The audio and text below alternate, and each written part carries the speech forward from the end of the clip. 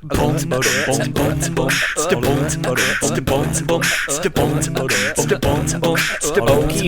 Show. Hello and welcome to the podcast that explores the heartlands entertainment industries. I'm Brian. I'm Nicholas. And here we are on Zoom again. We're just trucking right along. We're back, baby. Oh, yeah. You know, one of these days we'll actually be in person together again. No, we won't. I've sworn off you. Yeah, well, that's true. You know, I get everything dirty. Have you been has your toes defrosted after the movie you've just done? Oh man. So we're recording this in February, right after the gigantic crazy snowstorm. And I'll tell you what, man, it was pretty cold. We weren't shooting outside, luckily, but we were shooting indoors, and because of the insanity that was going on outside, we didn't have any heating. So like all of us were still full blown bundled up because it was so effing cold inside these buildings. Oh, and you couldn't even huddle for warmth because of Kevin. I know. Wow. No body heat, nothing. It was lonely. It was cold and lonely. Man, Brian, I hate to tell you, but I think we're going to have to do that question again because we started and your hat was off. It's true. Now your hat's on. My hat's back on. This continuity has just been ruined. It's all over the place. This is never going to cut together. I wish there was someone who was like kind of watching us and like could tell us of like, hey man, you didn't do that right. You're not consistent with this. I need to be more consistent in my life. I have the perfect person in mind, and that's today's guest. What? How convenient. Amandy Higo, script supervisor extraordinaire and continuity person to the stars. Continuity person to the stars. Yes. This will be today. Fantastic. We're talking all continuity today. This is a very mysterious position that not a lot of people know or understand. Honestly, including me, there's a lot that I still don't understand. Yeah, there's usually a lot of monitors in the way of what's going on. So you just kind of see like a little head bopping up and down every once in a while. And you're just like, who is that? What's going on back there? What are they writing? What are the squills? What are they doodling? So that is today's topic, is continuity and script supervising. It is loads of fun. And I say we just stop beating around the bush and get right to it. What do you think? Yeah, let's do it, man. All right, so here's our conversation with Amandy Higo. Amandy Higo, how are you, madam? Welcome to the Okie Show. I am glad to be here. Well, we're super excited to have you. You know, you are a script supervisor of many names because your name is Amanda, but I always call you Mandy. Mm-hmm. So, but for the sake of IMDb, we're going to call you Amanda. That's true. Yeah, we'll simplify it. And then well, actually, maybe you should call me Mandy because the other script supervisor only goes by Amanda, and that's really true. We for should the do sake both. of differentiation. Yeah, between the two Amandas. We should do both just to keep the audience on their toes. Just so it's like, who's Mandy? Who's this new one? Oh, it's Mandy. Who's that? Mandy. Yeah, well, because we could also call you Amandy Gonzalez. Because that's your original. That's on IMDb. That's who you are. Mm-hmm. That's the maiden name thing is always very confusing. Keeping people on their toes. Annoying. We'll check back in a few years, and it'll be like Dutch Chavez or something like that. Like just like I'm just really mixing it up, throwing it out there. You have your pseudonym for when you write. Yeah. Right. So you are Amandy Gonzalez, so I just decided to go with Higo. Yeah, there you go. It's shorter. So you're one of the few, as far as I know, full-time script supervisors in the state of Oklahoma. You're one of the Amandas. Yes. Right. It's you. It's Amanda Rainey, and then who else? I think there's a couple other people who dabble in it. But they end up, every time I keep throwing their name in the ring, they keep being busy with something else. Yeah. So those dabblers. I remember at one point 10 years ago, I was told multiple times I was the only script supervisor in Oklahoma. They're like, we didn't know Oklahoma had one. I said, well, now you do. Now you do. Yeah, And I'll tell you what, dear audience, for the love of God, we need more script supervisors because we just do. I mean, like you and Amanda Rainey, you guys are always booked on stuff, so there's openings. Yeah, we try to tag team it back and forth, but calling all Amandas. If your name is Amanda, you are qualified. Yeah. Are you named Amanda? Do you like continuity? This could be the job for you. Seriously. So right out the gate, let's talk about the script supervisor position. What exactly is a script supervisor? It confuses the heck out of a lot of people. Like when they ask me, they think either I write scripts or I'm like changing lines of actors. So I tell everybody, even people in production are just kind of like, so what does a script supervisor do? They see me draw the squiggle lines and they're like, what is that squiggle line? I always see script supervisors draw the squiggle line. What is that for? Even Brian asked this last time. I'm like, why did you not ask me sooner? Like, this is not a hard thing to explain. I always thought it was some cryptic, mystical thing going on. Totally not. Brian's very shy. It's a way to figure out what's been covered on camera. So anytime you see a squiggle line, that means that it's been said, but it hasn't been seen being said. So anytime there's a straight line, that means the camera actually has seen those lines being said. So it's a way to see at a glance. That's one of the things we do. We line scripts. So every setup has a line, and if it's a straight line, that means that those words have been caught on camera. And if it's a squiggle line, that means those words have been caught off camera. So you can say, so the editor can see what footage has been covered, what dialogue has been covered. Nice. So I say I'm the editor's best friend because literally no one else really cares what I'm doing except for the editor. Because I'm there to make it edit together smoothly. So that's one of the things. So script supervising, we keep track of all the takes, all the setups. If there are things that have been missed, we tell production like, hey, you need to go back and shoot this section of the script, or hey, we didn't make our day, or we did make our day, or we shot extra scenes for our day. Keeping track of what's left, so that the first AD can be like, wow, we really need to kick it up a notch. We're very much behind. So that's one thing.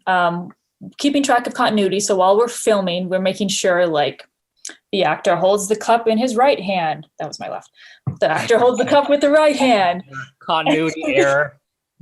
And it doesn't switch whenever they break for lunch and come back. And it's like, what hand did I use? I get that question a lot. And so shorthand notes. And some actors are good and some actors suck at it. Like they don't remember what they did, or they change things from the master to the close-up. And so then you get like jump cuts. So you've got phone here, phone here, phone here, phone here, when you're trying to cut back and forth between the master. I'm sure. Because that's what the character would have wanted. Yes. Chaos. Yeah. The biggest question is, would you have caught that coffee cup on Game of Thrones? Ooh. Possibly.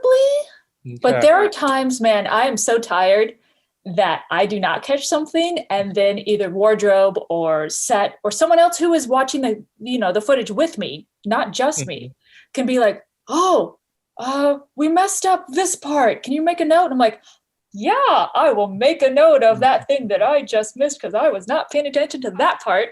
I have a theory that the Game of Thrones thing was totally on purpose because there's so many people looking at the monitors, and then it goes through editing, and then there goes through the effects and then color grading. There's so many places where they could have caught that. I think this is my conspiracy theory about Game of Thrones is that they made a deal with Starbucks and they were like, we'll make it go viral. And, and even in post, you could choose a different take. I'm sure they probably saw the coffee cup and thought, oh, let's get that out of the set. Let's film another take. Yeah. It's you don't have to use the take that has the wrong continuity in it unless the director liked the action better, or he liked the interpretation of that line. Or you can do like what they did on Mandalorian. They just like scraped out the guy with VFX, the one who was like in the back. Did you hear about that one? Oh yeah, the poor He was PA who's like hiding up against the wall, and they have shots of it, but it didn't make the final cut because you can just erase them out. So when you break the news of like, hey, this was messed up, like how often are you met with like a reaction of like, oh, come on, type? Like, how many positive reactions do you get whenever you tell the director or first AD of like, hey, you guys messed up the scene, or hey, this got messed up, or anything? It's about 50-50. It's about some directors care more than others. Some will be like, okay, no, we have to do it again. Others will be like, no, it's fine, we're moving on. Yeah, well, we don't care. So I'm like, well, I did my job. I told you about it. Yeah. Did anyone notice? Did anyone see that? Mark that down. I know. Amandy, Higo, Gonzalez. Amanda, did her job. Well, and that kind of brings it to my next question, which is, why is it so important to have a script supervisor on a film set? It really helps the director. Honestly, I was thinking about that on this last shoot that I did. I'm like the right-hand person of the director in the sense that I've got the script. I have what the lines are that are written.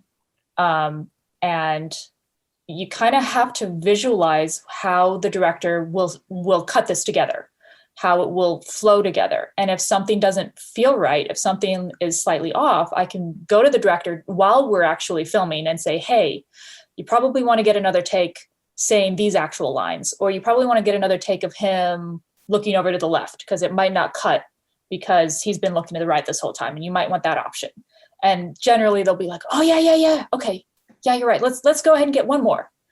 So it's significantly more cost effective to film it during the actual production than it would be to try to cut it together and fix it in post, or to try to cobble together something that wasn't originally their vision to begin with. Yeah.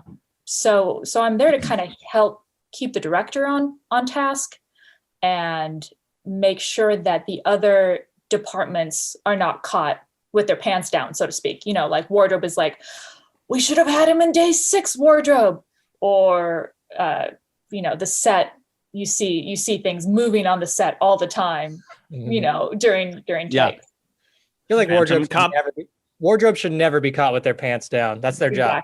Of all the departments to not be caught with their pants down. Number one priority. Do they have pants? Yes. Move on from there. Are they the right pants? Are they the right pants? Okay. That's right. That's the question. They can get caught with their pants down as long as they are the right pants. Exactly. He pulled down his day 6 pants. He pulled them down with his right hand. You got to do it with your left. Oh, come on. So let's talk about eye lines a little bit, because that is I feel like that's, a DP thing that also becomes a script supervisor thing, in that I've seen arguments between the script supervisor and the DP of like, you crossed the line. No, I didn't. Yes, you did. Well, it's fine. No, it's not. So first of all, what are eye lines for those who don't know? Eye lines are one of the most confusing things, and they're even more confusing. Like, for me, they're confusing as well. Like, I have to actually visually be like, okay, so if he looked left screen, then he has to keep looking left, even when we've crossed and flipped the camera. So it's something you learn in film school. It's like the 180, camera rule, where you draw a line between two people and the camera can only stay on one side of the axis. And then you have to keep, even if you're flipping the camera. And then the only way you can switch axes is if you have a movement of the characters, or if you've brought in another person. So it can get kind of a little convoluted. And the reason is because when you're putting it together, if you've got someone facing one way, that other person needs to face the other way and be looking the opposite direction, so that when you're watching it together, it seamlessly looks like they're talking to each other. If you have one person looking left and you have another person also looking left, it both looks like they're talking to an imaginary person. Yeah, it looks like they're looking in the same direction, talking side by side. Yeah. Yeah. And it won't flow together. Right. And there are ways you can kind of get around it, but when you're watching something, it jars you, and you're kind of like, when it does happen, you're like, something didn't feel right. It's what very is going on? disorienting Yeah. because it's something like the way I've always kind of pictured it is like if I'm eavesdropping on, or if I'm watching a conversation happen, I'm standing in between these two people and I'm looking this way. And then I want to know what the other person has to say. So I turn the other way and they're facing the other direction. I'm not walking across their eye line and then looking at them that way and then walking back. I'm consistently looking one way and then the other and then the other. Mm-hmm. So that's the way I've always kind of, eye lines are confusing as hell. Like I just encourage all of our listeners, if you are confused about eye lines, which are super important in order to structure a scene together to where it's cohesive. And so you're not constantly disorienting your audience, just research the 180 rule and research eye lines. Because the more solid you get your eye lines down, the more professional it looks.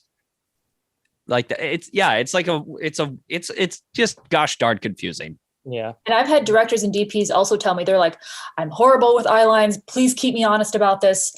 Please help me. You got to help me with this. And I'm like, okay, we're going to do our best. But it is something, yes, the DP especially really needs to have the strongest knowledge as to like where to put the camera, where can you put the camera so that you can actually have a good visual, so that the visual can actually tell the story that you're trying to tell. Is there a specific software or app that you use for shot diagrams and eye lines and stuff? Isn't there something for that? There was an app that I was playing around with. It was called Shot Designer. Yeah. Okay. Yeah. It seemed pretty cool. I haven't used it recently, but you can actually. But it was great 5 years ago.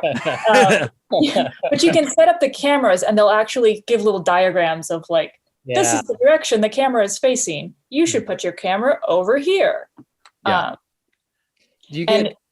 So go ahead. The more the DP plans out camera placement, the better off everybody's life is going to be. Mm-hmm.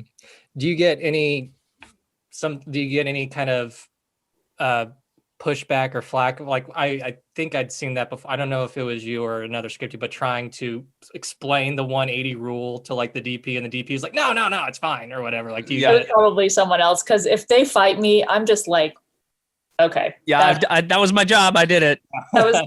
If you don't understand this, I'm sorry for you. Do you feel that pressure though on that? Because I mean, in all the other departments, like even sound, sometimes Brian solos it, but usually he's got at least a boom op with him, 2-person thing.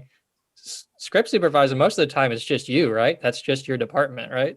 It really is. And the more I was thinking about it on this past one, I had an intern for a week and I'm like, this is really nice. I have a second pair of eyes.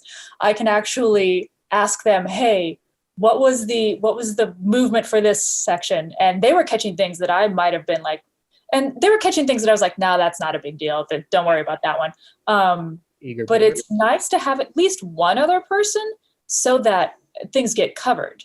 Mm-hmm. But for the most part, it really shouldn't be, but it is a one-person job, which is also kind of hard when you're trying to train somebody, because you're literally training your direct competition.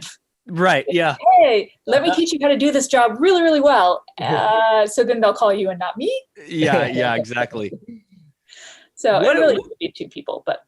One thing I've always been kind of fascinated by is the preparation of a movie. For the script supervisor, what does that look like? What does your prep look like? So a lot of times they really should put in the budget to cover a script supervisor breaking down the script. And I think that in larger films, it's called like script. What was it? It was some sort of prep word. And it was they break down the script so they can tell you what the page count is, day, night, day 1, day 2, day 3 kind of situations, because they're reading the entire script. So, but as far that has I don't think I've ever been paid to actually break down a script. I think I've gotten 1 or 2 pre-production days. And so I break it down anyway, because that's how I make sure that I can do my job. Mm-hmm. But I'm reading the script. First, I'm reading the script for just content to understand the story. And then I read it again and I will highlight all the characters, all the props, all the wardrobe things, anything that is talked about She comes in with bruises from the night before. So I have to make sure, okay, so from here on out, she's got these bruises. So I'm keeping track of that. I break it down into 8s.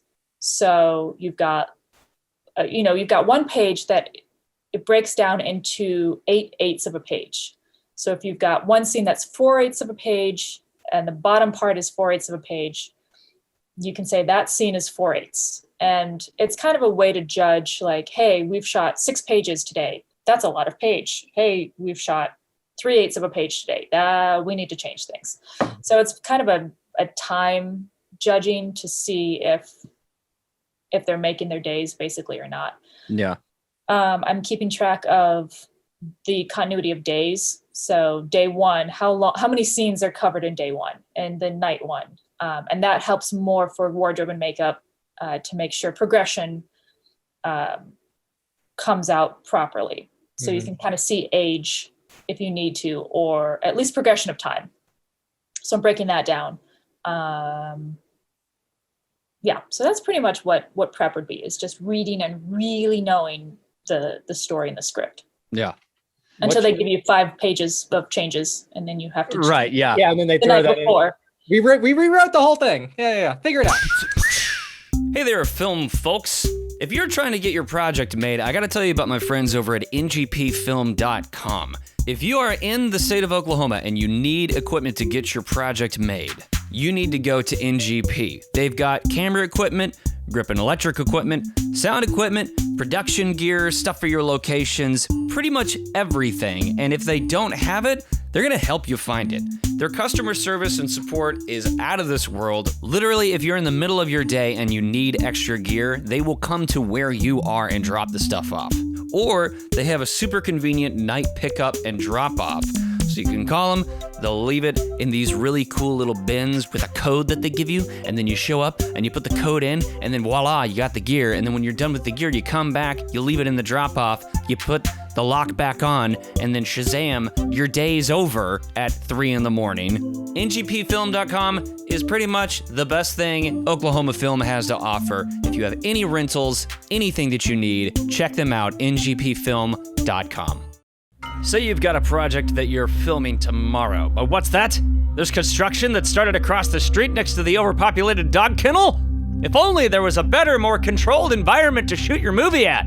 A magical place where the location owner doesn't change their mind last minute and send you scrambling to find a new spot to shoot your high school-themed alien invasion murder mystery. Where is this land of milk and honey and craft services? Green Pastures Studio in Oklahoma City is a 12-acre campus boasting over 8,000 square feet of Hollywood-grade soundstage, plus standing sets including a high school, police station, hospital, bar, a full house, and a wooded backlot. The campus has everything a filmmaker might need to elevate their production, so why not build your dream at Oklahoma's premier soundstage? You can learn more at greenpasturesstudio.com. Green Pastures Studios, so much more convenient than your ex-girlfriend's dad's house. What's in the script supervisor's toolkit? I do a lot of things just manually. So just pen and paper. That's the old school way, but you'll hear Amanda Uli? Bad. Bad. Boo! Bleep that. The old school script supervisors will tell you, do it pen and paper, be really good with pen and paper. Don't worry about the new software or anything like that, because you just need to be watching the monitor and making sure that you visualize everything that you've got, that you memorize it. There are times when I have to literally turn my brain off when I'm watching a film, because I'll be like, right hand grabs the doorknob, left hand holds the bag, and then she walks in and she walks from right to left. And then I'm like, wait, I just need to watch the movie. Yeah. It's ruined the suspension of disbelief for you. Pretty much. So I have a big binder that I print off the entire script. I have a little mini hole puncher that's with me. I used to have colored pencils that I would mark things, which I haven't done a lot of colored stuff recently. I've got a log that I keep, that I write what the clips are, what the scenes are, what the takes are, if there are comments, and that goes to the editor. I've got erasable pens because those are just handier. You can mark on them and they photocopy better than an actual a pencil. But then of course, if you need to erase mistakes, you can erase mistakes. But recently, and a digital camera. So having those pictures as far as like backing up when you have to argue with the actress that the purse was indeed in her left hand, you actually I have photographic evidence.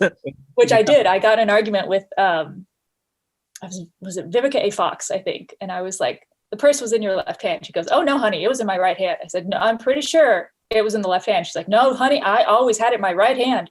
So I had to go back and I had to I just looked over. I was like, can you show me the footage? And it was indeed, there was a take where it was in her left hand. And I was right, but I couldn't do anything about it because I couldn't prove it. I didn't have my digital camera. That was like 10 years ago. Well, now you're super high tech because now you have some fancy appware going on your iPad. This last one, I was trying this new software that was helping to both, and a timer. You're supposed to time takes and everything like that. So a little stopwatch. But I have this app that I'm trying out with my iPad where I can time the takes. I can keep track and make my logs digitally. And I actually can grab screen grabs. So I'm using Viewer, VEUR, which is, I think it was a Teradek, does a Serve Pro, kind of something that wirelessly transmits footage. Yeah, it's pretty freaking sick. Oh my gosh. It literally has changed the way that I work. So I'm grabbing screen grabs right and left, which is kind of taken away from my whole quick, chicken scratch on the paper, but it's okay because there were multiple times where the DP was like, hey, what was my framing for that last setup? And so I can actually go and show them much easier than going back and having them to pull up the original footage and view it through the camera and things like that. So I have a screen grab right there where I can show them, this is what you did, as well as keeping track. I can line digitally as well. That's so cool. And we can even jam time code on your iPad this time around. So your Slate time code was synced to the mixer and to the smart slate and to the cameras. Like everything was all synchronized. Yeah. So which helps even more in post. I really liked it. It's called Movie Slate. It's an app that you can actually subscribe to. You can either buy it outright or you can subscribe to it. I know a lot of script supervisors use Scripty, which is another script supervising software. It's also very expensive. And when I would have to pay like half of what I make on a single film just to purchase this software, that has a very steep learning curve. Ooh. I still have yet to prove to myself that I should make this investment. Right. Maybe eventually I will. Maybe there'll be some huge film that's like, you have to be a Script-E software user to be able to work on this film. But as of yet, I have not quite run across that indie that has a $50 million budget. Right. Whenever you're a script supervisor on Avengers 6, that'll be the time. Right.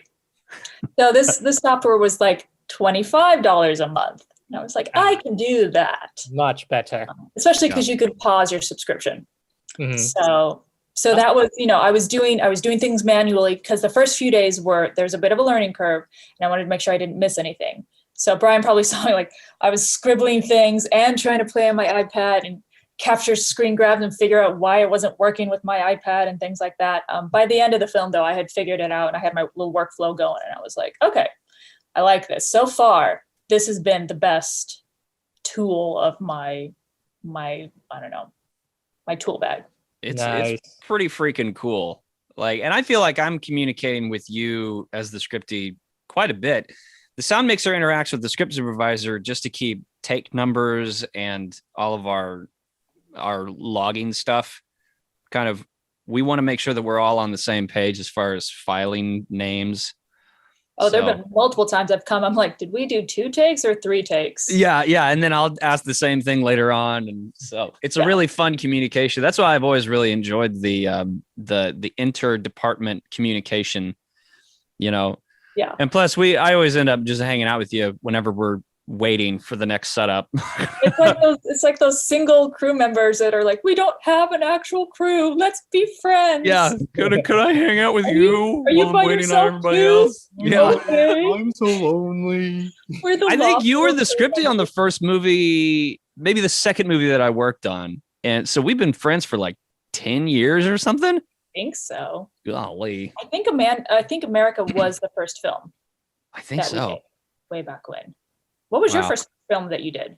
My first feature was Post-Human, because before that I was doing documentary stuff. Did you do the prologue? Because I script supervised the prologue where I they did were not. Oh, okay. Where they were trying to prove that they had something that they could actually be produced. Yeah. Actually, okay. So for me, it was Post-Human, and then I did A Light from the Dark Room, and then I did America. Okay. So I think A Light from the Dark Room is where I met Rainey, and Right. then America is where I met you. Yep. So you were movie number 3 for me. Got it. Because I don't think we even had a scripty on Post-Human, but that is neither here nor there. Yes. How'd they get away with that? I don't know. Dude, well, that's the crazy thing is that there's so many movies, especially on the micro budget indie level, that they just sacrifice the script supervisor position and you pay for it, man. Like continuity's all over the place, eye lines are everywhere. Mhm. And it's not like we're a high ticket item. Like yeah, it's one person. I get paid almost as I mean, I've done PA work that I've made more money than some script supervising jobs. But I do it because I like it better than being a production assistant. So Yeah. I would rather be the glue that keeps the film together. Than Right. go get coffee. yes. What are some things that other departments can do to make your job easier? Take a lot of pictures. So honestly, and on this last film, I keep mentioning this last film because that's like literally I just came off this last film. So We both did. We both braved. did. We're recording this in February. I think this will be coming out probably in May. Oh gosh. But yeah, so we braved the insane 2021 snowpocalypse. Yeah. So listeners, if your memory it was allows- so frustrating to think about the fact that if we didn't have to quarantine for the 7 days because we had a couple COVID positives, we would have been done. Everyone would have been home during all the snow blizzards, and we wouldn't have had to try to carve ourselves out and film for the last 3 days of this movie. Yeah. That's why I was just like, let's just get it done. For the love of God. Yeah. And there were a couple scenes they're going to have to do, like the outside car crash. They're going to have to do it somewhere a little bit warmer than Oklahoma. I was even talking with the director about, I was like, I don't know why people film. I mean, I know why they film in Oklahoma in February because no one else films in Oklahoma in February. Mhm. Yeah. But he was like, yeah, they told me there would be more crew. It's like, yeah, if the crew can get to set, Yeah. then Well, you'll and have also crew. like the number of movies shooting has just been skyrocketing. And Right. it is kind of funny because I feel like every production's been having the same brilliant idea of like, nobody will be shooting right now. And then it turns out everybody's shooting right now. Right. So to go back to your question, what other departments can do if they are keeping track, and like the wardrobe department in this last film, they were so good at their job that I realized I wasn't paying attention to all the little nuances of the wardrobe like I usually do. Yeah. I should That's probably great. admit that. But they were so good about taking pictures and making sure that every single person was in their wardrobe that I trusted them to do their job. So I could focus more on the fact that the actors were saying different lines every single take, and making sure the director was okay with that. So definitely keeping track as far as day continuity, wardrobe, makeup, set. That was one thing that we struggled with because we had, I think, one set director or one set dresser and one props person. They were being pulled so many different directions to try to prep for the next scene that they weren't actually on scene what we were filming currently. So between the director and myself, we were making sure that the right water pitchers were set where they were supposed to. And I know I felt bad for them because I know that doesn't make them look good. But if you don't have the crew that you need to keep the train moving, then you're going to suffer while you're actually filming. Yeah. So that's a making nice sure note that- for our UPMs out there that are wanting to do that job more is, make sure you have enough crew. Mhm. You need at least 2 people. You need a props and a props assistant at least. You need someone on set at all times in every department to make sure that you are watching things like continuity. Yeah. So makeup needs a makeup rep, hair needs a makeup rep, or hair needs a hair rep. Wardrobe, costumes needs somebody on set. So does set dresser and props. You need a representative there watching. Their whole job is to make sure that what their department is taken care of. You've done commercials, correct? Yes. Okay. How does that fact? Because I remember I did a commercial with the other Amanda, not the other Rainey, the only one Rainey. other- Yeah, but since it's like 30 seconds hard out and everything, the timing of that was we would do a take and I was away from Village and she would just come around the corner each time and be like, that's way too slow, or that's that. So what's it like doing that with a commercial with kind of a more strict, hey, you got to get this line out like quick or else Like a it's not going to 15-second line. Yeah. Yeah. Commercials pay very, very well, by the way. Nice. Amen.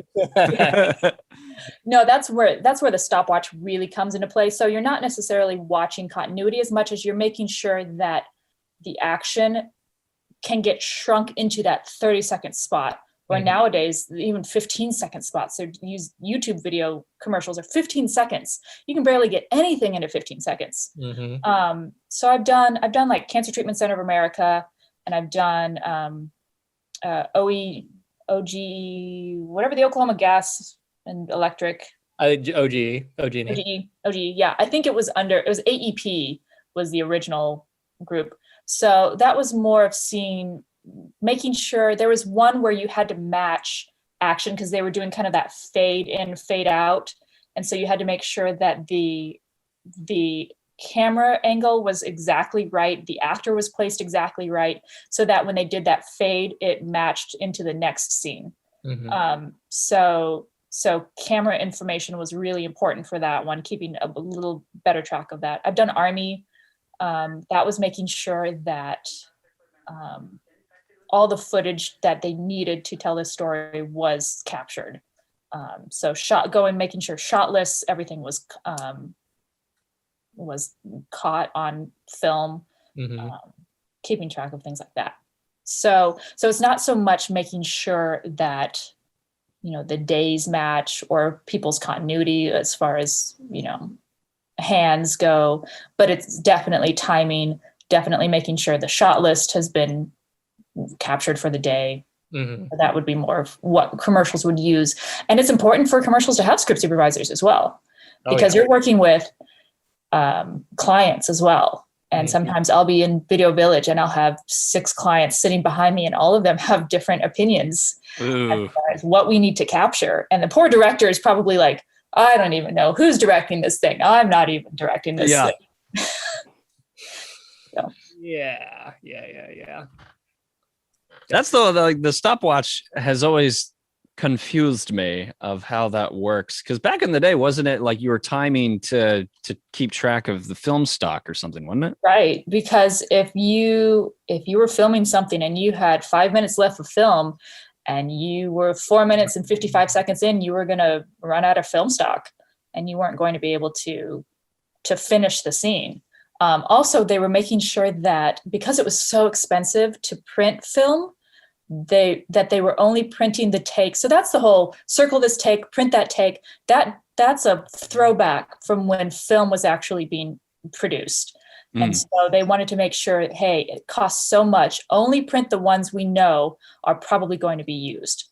So that's good. Circle that take, make sure that the printers, I don't know the whole way how it works, but make sure that only these good takes get developed, printed, sent off to the editor. so that we Wow. can save money because film is expensive. Mm-hmm.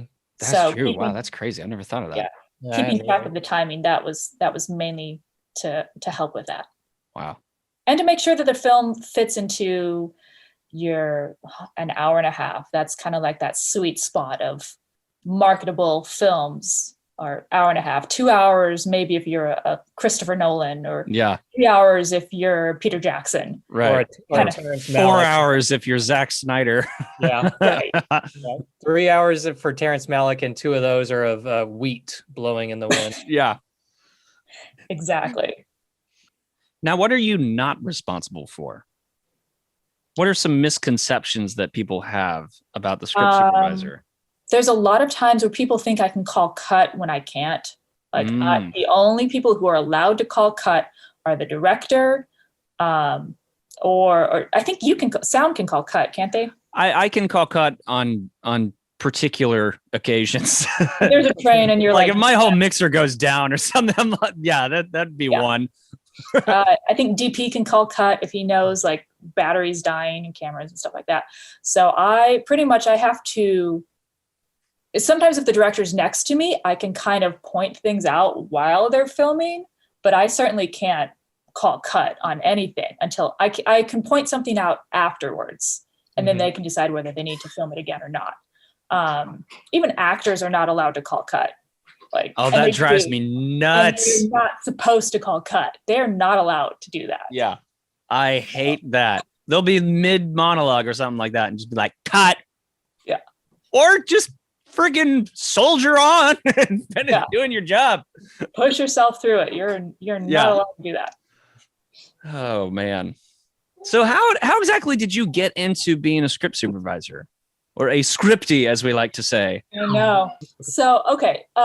10 years ago, so I started out in production at a production company for about 6 years, working as production coordinators / receptionist / every single catch-all job you possibly can, because in a small production company, that's what you do. You learn everything. And then I finally decided, hey, I think I've learned enough. I can go freelance. I've made enough contacts. And that's how the majority of these films and commercials and TV shows are crewed, is by freelancers. And so I was like, I think I can do this freelance life. And so I was contacted by another, a UPM who I'd worked with before. And he was like, hey, we're crewing together this movie. It was So This Is Christmas. And we have first time director, first time AD, first time, he was the first time UPM. First time everybody. So we were kind of all like, well, we don't know if you suck at your job or not, because it's all of our No one knows. So he gave me a book and was like, read this book. I think you can do this job. And I was like, okay, I think I can do this job too. So it was Script Supervising and Continuity by Pat Miller, which is the book that's kind of like the script supervisor's Bible. It's the one that everybody kind of reads to kind of get an overview for what does this job entail? What am I supposed to keep track of? So I read that book and then I just went on set and tried to do the job as best as I knew how. I did lots of lines. You know, now I just do one line per setup. And before I did every line per take. So there was a lot of lines on that script. It's not necessarily needed anymore. And we didn't film. It was our first time doing digitally. So we didn't have to worry about film stock, which was really great. Yeah. I believe we were working with a Red camera. I believe Red was just coming out. The Red one. Years ago. I think, yes. I think The big bulky freaking fan machine. Yes. So Cabe was audio on that one. I remember that. Oh wow. That was filmed here in Tulsa. That was filmed up in Cabe Tulsa. Cornell from the previous episode? No Yes. way. He's been in longer than I have. He's been in for a long time. So that was where I first got started. And then, you know, the AD, Wendy and Cherie, like I worked with them a lot, and they had another film and they brought me on again and got to meet more people and networked, and they were like, oh yeah, I remember that script supervisor. Oh, we have one in Oklahoma. Let's bring him on. We need to fill the lines of our budget here with all these crew listings that you'll see. You're like, oh yeah, I guess we do need a makeup person. Oh, I guess we do need a script supervisor. Okay, who do we know? I guess we that's should kinda get how I a got camera, right? Yeah. Maybe we need a second AC after all. Yeah. It really is a testament to like how much or how many of us really got started from taking a chance and somebody taking a chance on us. Right. It's really kind of cool because I mean, like, I feel like that was kind of how I got started too. Is somebody asked me if I could do it to do sound for a narrative, and I had come off of I've been working at a studio, and I'd just been doing documentary work, which is a totally different ball game than doing narrative. And I did the research, just like you read your book, and you believe in yourself and you take a chance, and And you kind of thank bluff God it for away patience. until you actually feel confident enough to market yourself. So it's not faking it till you make it. I hate the phrase "fake it till you make it" because that's just like starting a career based on a lie.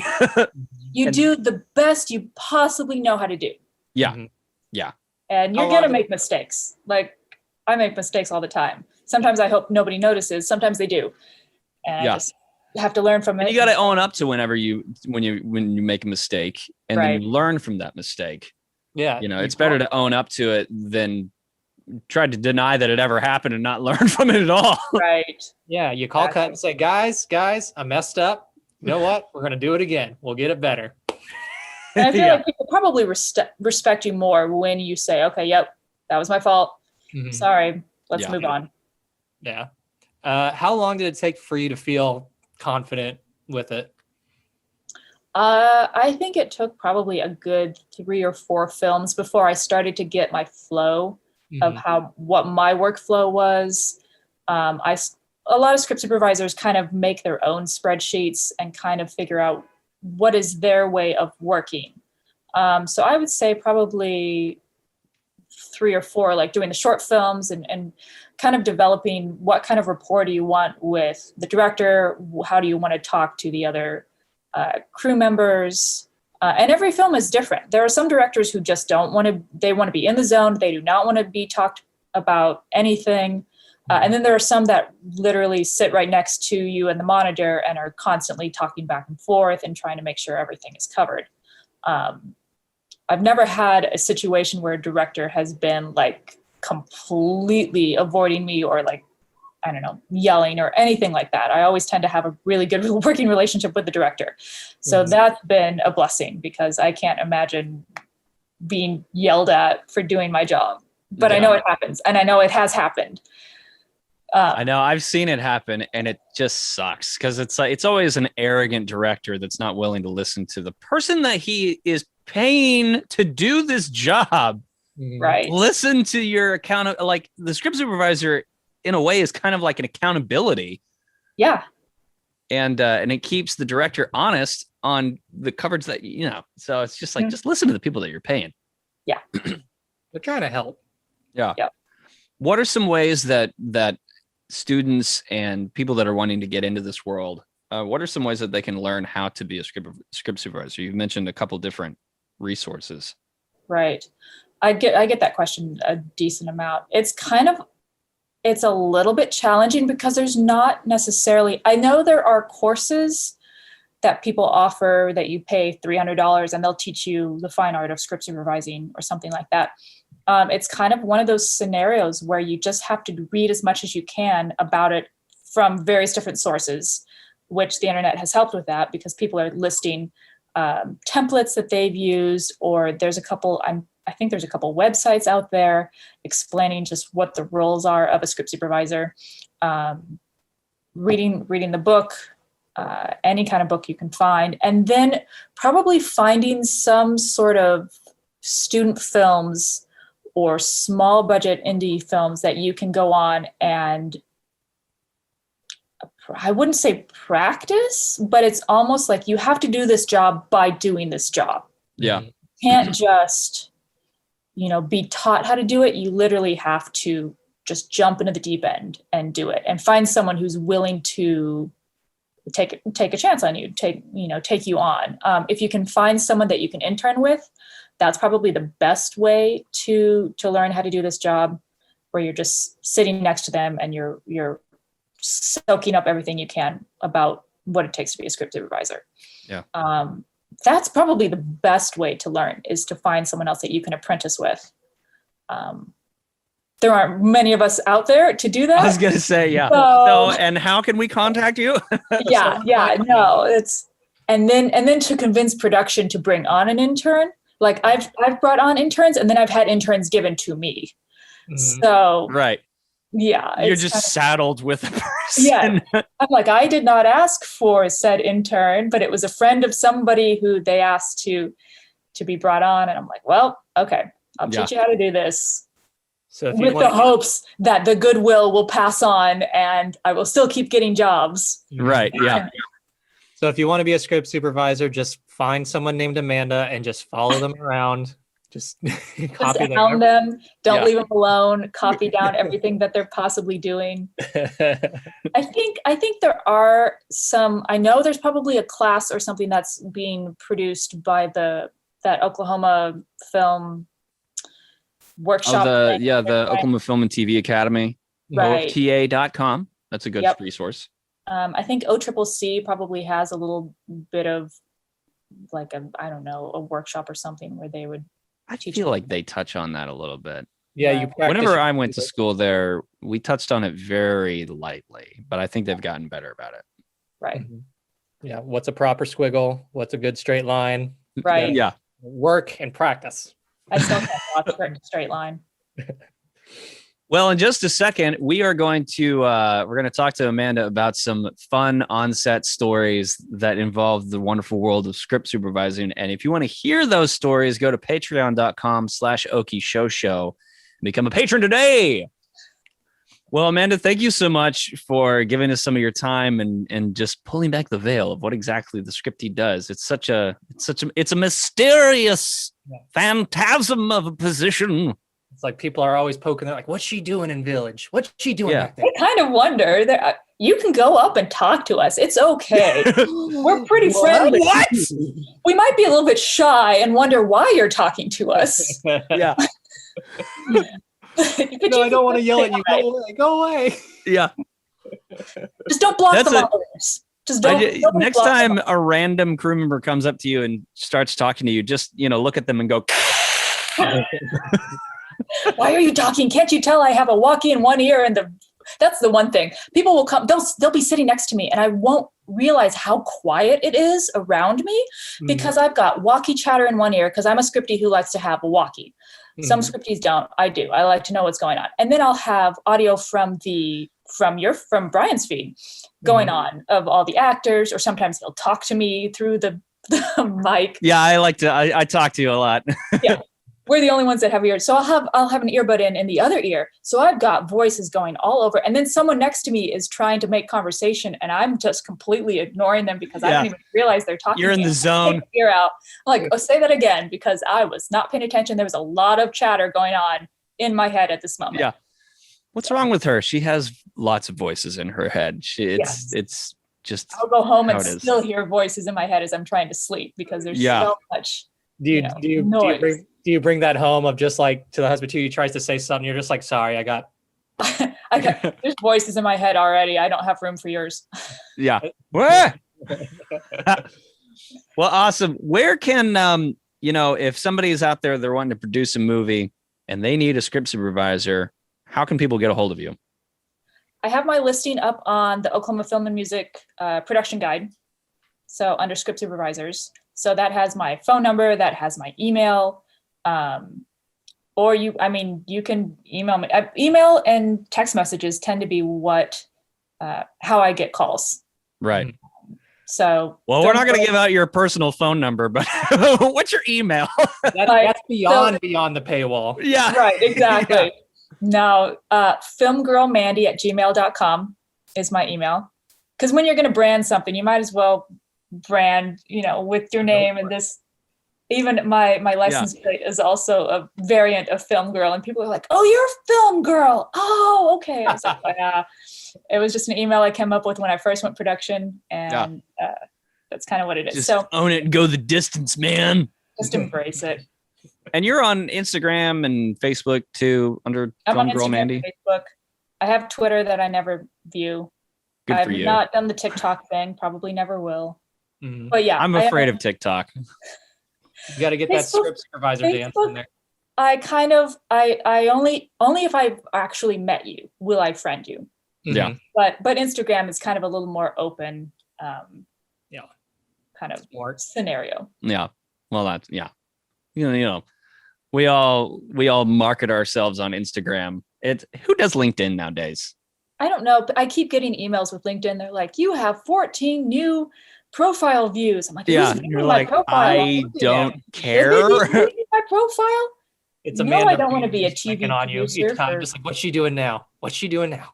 Yeah. Well, and then apparently I can't like stalk anybody's pages because they'll alert that person that you've been viewing them. So Yeah. Ooh. LinkedIn. probably shouldn't do that. You can't be a Just, yeah. creeper. But email tends to be how producers or line producers or people kind of contact me, Very nice. saying that they have a production that they need a script supervisor for. Yeah. Awesome. Well, awesome. Well, Amanda Higo, thank you so much for your time and your knowledge and wisdom. Mhm. You're welcome. This has been a lot of fun, guys. This has been Yeah. really cool talking to you. I love hanging out with you. You're one of my favorite scripties to work Oh, with. thank you. So- One of two. Yeah. It's split between you and the other Split. Amanda. It's So, 50-50. Some days it's more Amanda, and some days it's more Amanda. yeah. Right. Yeah. I'm friends with the other Amanda too, so it's good. We're good. Yeah. I love it. So. All right, girl. Well, thank you so much. And I'll see you on the next one. All right. All right, sounds good. The